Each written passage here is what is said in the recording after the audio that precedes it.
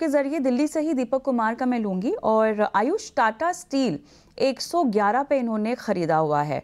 अब 111 अगर इनकी बाइंग प्राइस है तो ये फिलहाल तो मुनाफे पर बैठे हुए हैं, लेकिन जिस तरह से हमने पिछला हफ्ता देखा काफ़ी नेगेटिव सा था टाटा स्टील के लिए और अपनी लोअर रेजिस्टेंस के भी नीचे मेरे ख्याल से स्टॉक क्लोज भी हुआ है।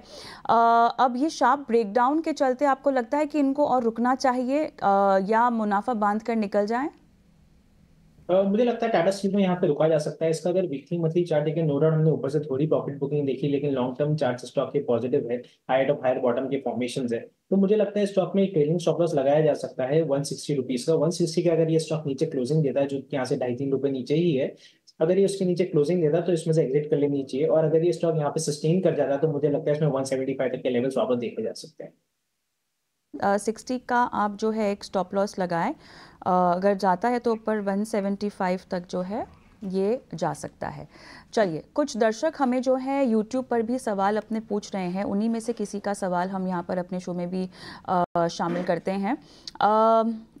सौरभ, यूसुफ का एक सवाल लेना चाहेंगे हम। इन्होंने एनसीसी खरीदा है 243 के भाव पर। ओके, मैं भी नोट डाउन कर देती हूँ। और इंडिया बुल रियल एस्टेट लिया है 133 पर। सौरभ।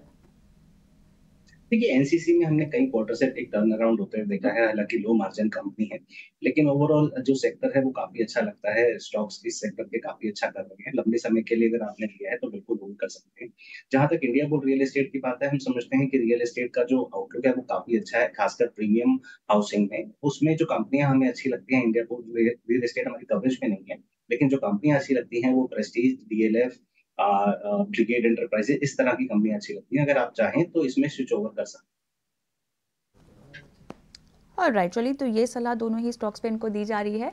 और करते हैं, हमारे पास यूट्यूब पर सवाल आया है आकाश जी का।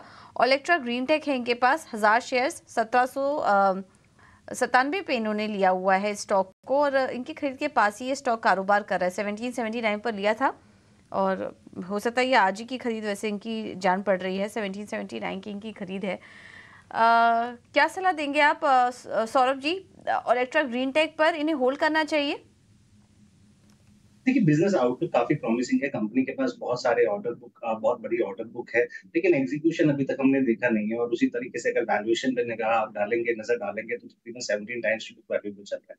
अनलेस अनटिल आपका 3 से 5 साल का हराइजन है, मैं नहीं समझता कि वैल्यूएशन छोटे समय के लिए लेना ये स्टॉक सही रहेगा। अगर आपने छोटे समय के लिए लिया है तो ट्रेड करने के लिए लिया है, तो मैं समझता हूँ आपको निकल जाना चाहिए, ये लेवल स्टेप कर लेने चाहिए। और लॉन्ग टर्म के लिए 3 से 5 साल का आपको नजरिए से रखना पड़ेगा।